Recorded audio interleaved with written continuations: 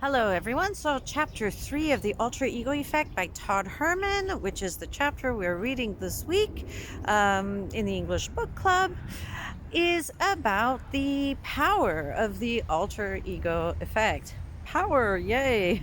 Doesn't it sound great?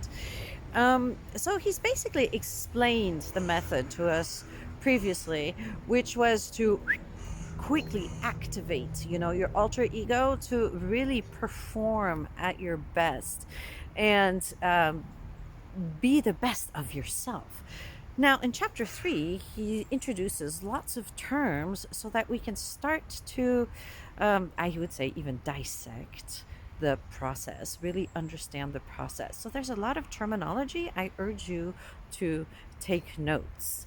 The principle itself is very simple. The principle is you start from inside, okay, and where you have all of your skills, you're the best of yourself, your core, and you try to bring that outside where you need it. Because sometimes we have tools. It's kind of like forgetting your hammer at home when you need to go hammer something and you say, "Oh, I forgot my hammer."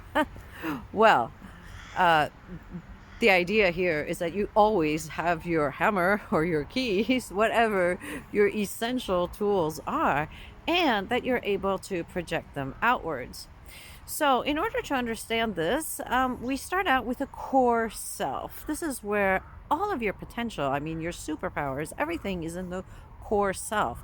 And then you have layers. And I won't go into the layers, but basically, some of the layers will, might be obstacles, and you have to find solutions to finally be able to reach your field of play, where when you snap your fingers or put on a special ring or glasses, all of a sudden you're someone else. You're your alter ego. One of the very important points, I think, in chapter 3 is he talks about naming the enemy.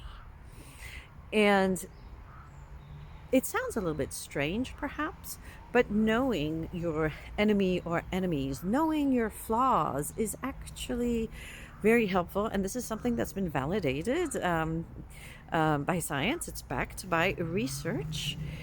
For example, in corporate research, when people are faced with a problem, the more the problem is examined, even, ad nauseam, when people are really sick of it because they've looked at it from every angle at least 5 times, this is where you'll get the best solution, even if the solution is simple, right? So this means that knowing your enemy is the beginning of giving yourself a blueprint, so to speak, to understand what your alter ego's mission and what your alter ego's characteristics need to be.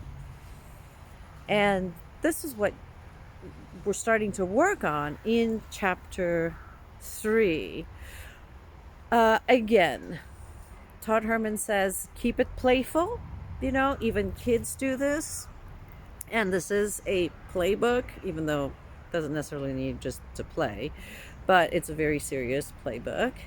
And it's a way of making your multi-dimensional self come out and feel comfortable without feeling that one self is preventing another self or another facet of your personality from coming out.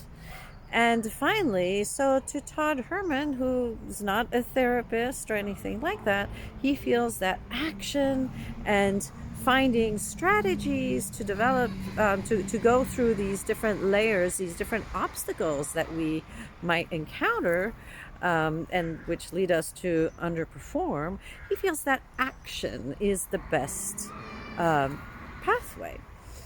It's the best road to success.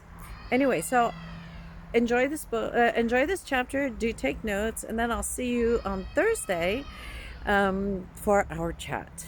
All right, take care. Thanks so much. Bye.